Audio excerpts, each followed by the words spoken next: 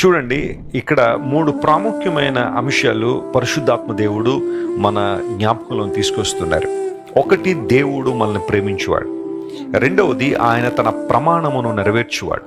మూడవది, ఆయన మనల్ని విడిపించువాడు. ఈ 3 విషయాలు గమనించాలి. దేవుని ప్రేమ ఎంతైనా గొప్పదే.